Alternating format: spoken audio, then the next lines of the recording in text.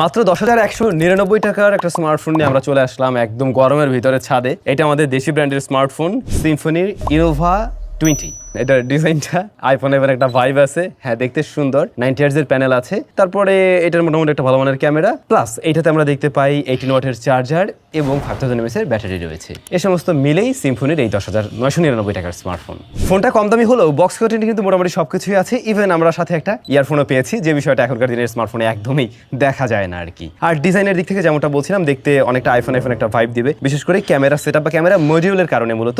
আর এটার বডি ফ্রেমটাও একদম স্কোয়ার বক্সি শেপের, খুব বেশি থিকনেস নেই এই ডিভাইসের। 8.8 মিলিমিটার যতটুকু আমার মনে পড়ে এরকমটাই। 3.5 মিলিমিটার হেডফোন জ্যাক আছে এবং প্রয়োজনীয় সবকিছু আছে। ইভেন এটাতে আমরা সেকেন্ডারি নয়েজ ক্যান্সেলেশন মাইকটাও দেখছি, যে বিষয়টা কিন্তু সাধারণত বাজেট ফ্রেন্ডলি স্মার্টফোনে একদমই দেখা যায় না। এই জন্য ওরা একটা থামস আপ পেতেই পারে। অন্যদিকে রিয়ার প্যানেল আমরা দেখতে পাই এখানে গ্লাস দেয়নি, ওরা দিয়েছে প্লাস্টিক ফ্রস্টেড টাইপের। খুব একটা ফিঙ্গারপ্রিন্ট বসে না, রোদে নিয়ে আসলে এই যে একটু গ্রেডিয়েন্ট টাইপের একটা ভাইব দেয়, ভালো লাগে দেখতে। বাট এতে স্ক্র্যাচ পড়ার পসিবিলিটি আছে, আপনি সাথে থাকা কেসটি অবশ্যই ব্যবহার করুন। অলরাইট, আসছি ডিসপ্লেতে। স্মার্টফোনটির ডিসপ্লে সাইজ হলো 6.52 ইঞ্চ স্ট্যান্ডার্ড সাইজ। এটা 90 হার্টজ রিফ্রেশ রেটের, তবে HD প্লাস রেজুলেশনের। বাট এই পেন্সিল কাট থাকার কারণে দেখতে ভালো লাগছে আর কি, কিন্তু লোয়ার চিনটা একটু বেশি মোটা মনে হতে পারে। আবার যখন কিনা 10-11 হাজার টাকা চিন্তা করবেন, খুব একটা কমপ্লিট করার জায়গা নেই। কিন্তু আমি এটাই বলবো যে আর একটু ন্যারো রাখলে আর কি যুগ উপযোগী লাগতো, দেখতে আরো বেশি সুন্দর লাগতো। এমনিতে এই যে দেখুন, আমি একদম ডিরেক্ট সানলাইটে আছি আর এখন একদম দুপুরবেলা, তো এখনো চালানো যাচ্ছে। এই যে একটু হালকা শ্যাডো আছে, একটা গাছ আছে, তো মোটামুটি চালানো যায়। বাট স্ট্রাগল করে মোটামুটি ভালোই, এটাও ট্রু। আর টাচ রেসপন্স ভালো, কিন্তু একটু রেসপন্সটা আপনার কাছে কম মনে হতে পারে, একটু টাইম নিচ্ছে। এই বিষয়টা হলো কি, ওই যে বাজেট ফ্রেন্ডলি ফোন, র্যামটা একটু কম থাকে, চিপসেটটা একটু অত বেশি পাওয়ারফুল হয় না, ওই কারণে মনে হবে একটু টাইম নিচ্ছে। আদারওয়াইজ ডিসপ্লে নিয়ে প্রবলেম নেই। আর HD প্লাস রেজুলেশন, হ্যাঁ রেজুলেশনের একটা ঘাটতি থাকে, কিন্তু এই প্রাইস পয়েন্টে আমরা এখনো কোনো ফুল HD প্লাস রেজুলেশনের ডিসপ্লে যুক্ত ফোন হয়তো পাইনি, সো এটা নিয়েও কমপ্লেন করার মতো সুযোগ নেই। আর এর যে পেন্সিল কাটআউটটা, এটা আবার কিন্তু ডাইনামিক আইল্যান্ড হিসেবে ব্যবহার হয়, ওইভাবে আপনি কিছু মজা নিতে পারবেন এর ডিসপ্লে থেকে আর কি। এমনিতে ডিসপ্লের ভিউইং অ্যাঙ্গেল, কালার, এই জায়গাগুলো মোটামুটি ভালোই ছিল। মোটামুটি একটু ডিপ টাইপের কালার দিচ্ছে, কুলারের দিকে খুব একটা না, সো দেখে ভালো লাগবে আর কি। এই ডিসপ্লে নিয়ে কমপ্লেন করছি না। আমরা যদি চলে আসি পারফরমেন্স সেকশনে, সেখানে এসে দেখতে পাই এটাতে রয়েছে ইউনি SoC T606 এর মতো প্রসেসর, সেই সাথে র্যাম পেয়ে যাবেন আপনি 4GB এবং 128GB স্টোরেজ রয়েছে। আর আপনি কিন্তু 256GB পর্যন্ত মেমোরি কার্ড ব্যবহার করতে পারবেন এতে। আউট অফ দ্য বক্স স্মার্টফোনটি রান করছে Android 13-এ। তো এইটার র্যামটা আমরা খুব বেশি দেখছি না, এবং এই যে প্রসেসরটা একেবারে এন্ট্রি লেভেলের একটি প্রসেসর, তো যেটা হয় একেবারে বেসিক কাজগুলো আসলে সামলাতে পারবে, সেক্ষেত্রে সমস্যা নেই। তবে অ্যাট এ টাইম আপনি যখন কিনা কয়েকটা অ্যাপ্লিকেশন নিয়ে কাজ করতে যাবেন, তখন দেখবেন যে মাল্টিটাস্কিংয়ে একটু টাইম নিচ্ছে, ততটা বেটারভাবে হ্যান্ডেল করতে পারছে না, একটু চপি একটা ফিল আসতে পারে। আবার যেটা বলছিলাম, অ্যাপ ওপেন ক্লোজে একটু টাইম নেয়, এই বিষয়টা আমি খেয়াল করেছি। আর অ্যাট এ টাইম আমি বলবো 4-5টা অ্যাপ্লিকেশন বা 3-4টা অ্যাপ্লিকেশন নিয়ে কাজ করলে ওকে, এর বেশি করতে গেলে পেছনেরগুলো আপনি দেখবেন যে ক্র্যাশ করছে আর কি। মেট্রো রেলের সাউন্ড আসতে পারে, একটু প্যারা হইতে পারে। যাই হোক, আশা করছি আপনারা সুন্দরভাবে সুন্দর দৃষ্টিতে দেখবেন। আমরা সোশ্যাল মিডিয়া অ্যাপগুলো চালিয়ে দেখছিলাম, ওগুলো ঠিকঠাকভাবে হ্যান্ডেল করতে পারছে এই ডিভাইস। আর যদি গেমিংয়ের কথা জিজ্ঞাসা করেন, গেমিংয়ের জন্য তো আসলে এই ডিভাইস না একদমই, এটা আপনারা খুব ভালো করেই জানেন। জাস্ট 2D গেমগুলো মাঝে মধ্যে খেলে হয়তো একটু সময় কাটাতে পারবেন, দ্যাটস ইট। মানে পারফরমেন্স সেকশনটাতে অনেক বেশি ভরসা রাখা ঠিক হবে না, অনেক বেশি এক্সপেকটেশন রাখাও ঠিক হবে না। মোটামুটি মানের ছিল এই জায়গাটা।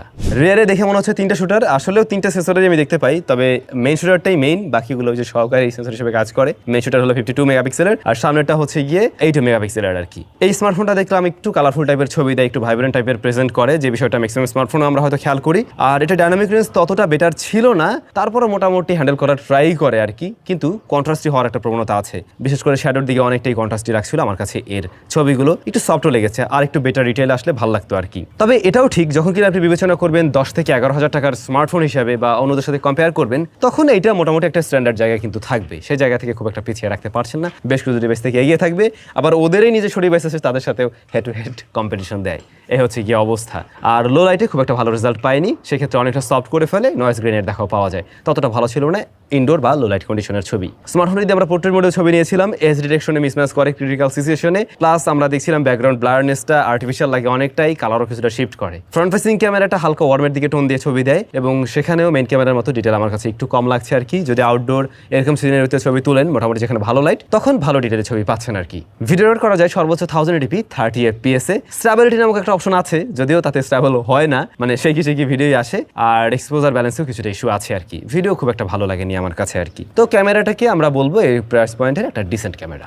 এই স্মার্টফোনে ছিল সাইড মাউন্টেন ফিঙ্গারপ্রিন্ট স্ক্যানার, এটার পজিশন ঠিকঠাক, হোম বাটনটাই ফিঙ্গারপ্রিন্ট স্ক্যানার হিসেবে মূলত কাজ করে। তো এটা মোটামুটি ফাস্ট এবং একুরেট। স্টেরিও স্পিকার নেই, আছে সিঙ্গেল স্পিকার, লাউডনেস মোটামুটি ভালো, ফুল ভলিউমে রেজিস্ট্রেশন পাবেন, একটু কমিয়ে রাখলে বেটার আউটপুট পাওয়া যায়। ইয়ারপিসের সাউন্ড ঠিকঠাক আছে। আর এই ডিভাইসটাতে আমরা ব্যাটারি পেয়েছি 5000 mAh এর এবং চার্জার হিসেবে রয়েছে 18 ওয়াটের চার্জার। এই জায়গাটা আবার স্মার্টফোনের জন্য ভালো। তো দেখা যায় যে এই ফোনটা এমনিতেও একদিন প্লাস টাইম ইজিলি ব্যবহার করা যায়, আবার মোটামুটি দ্রুতই আপনি চার্জ করতে পারছেন, স্ট্যান্ডার্ড জায়গায় ছিল। যারা হেভি ইউজার না তাদের ক্ষেত্রে প্রায় 2 দিনের কাছাকাছি চলে যাবে এই ডিভাইস। আর মোটামুটি যারা হেভি ইউজার দিন শেষে একবার চার্জ করলেই চলছে। নেটওয়ার্ক রিসিপশন জনিত প্রবলেম ফেস করিনি আমরা এই ডিভাইসে। আর জাইরোস্কোপটা কিন্তু নেই, এতে জাইরোস্কোপটা পাই নেই, ম্যাগনেটোমিটারও নেই, তবে অ্যাক্সেলারোমিটারটা আছে। জাইরোস্কোপ সেন্সরটা অবশ্যই দরকার ছিল, যেটা অনেকেরই হয়তো কাজে লাগে বা অনেক অ্যাপের ক্ষেত্রে আমাদের প্রয়োজন হয় আর কি। তো এই ছিল মোটামুটি সিম্ফনির ইনোভা 20। ইনোভা 20-র যে বিষয়টা ভালো লেগেছে আমার কাছে তার মধ্যে থাকতে পারে এটার ব্যাটারি ব্যাকআপ, এটার ডিসেন্ট ক্যামেরা এবং as a HD plus resolution display 90 দিয়ে মোটামুটি বসানোর ট্রাই করছে। এই জায়গাগুলো ভালো, বাট কমপ্লেন বলতে গেলে ওরা আরেকটু বেটার চিপ দিতে পারতো, যদি দিতে পারতো ভালো হতো। প্লাস এখনকার দিনে দেখা যায় একটু কম দামি স্মার্টফোনেও আমরা ডুয়াল স্পিকার দেখি, ওরকম কিছু থাকলে আমাদের জন্য আরও সুবিধা হতো। আর একটা বিষয় ছিল এই যে লোয়ার চিনটা একটু ন্যারো করে দিলে আরও বেশি ভালো লাগতো আর কি। এই তবে হ্যাঁ, স্টিল এই ডিভাইসকেও রিকমেন্ড করার মতো। কিন্তু হয় কি, অনেকের কমপ্লেন আমি এমনটা পেয়েছি যে সিম্ফনি বা আমাদের ধরনের দেশি ব্র্যান্ডগুলোর ফোনগুলোতে দেখা যায় লং রানে গিয়ে খুব একটা পেরে ওঠে না। সো এই জায়গাগুলোর দিকে আর একটু মনোযোগী হওয়া উচিত কোম্পানিগুলোর, আমার যা মনে হয় আর কি। আপনাদের কাছে কেমন লেগেছে কমেন্ট করে জানাবেন। সবাই ভালো থাকবেন, অনেক বেশি ভালো। গাইজ, আমরা চলে এসেছি আজকে অমুক ছাদ বাগানে। Guys, hi everyone, welcome to another vlog video, যেটা আমরা ছাদ বাগানে বসে করছি। পাশে আছে টয়লেটের পাইপ।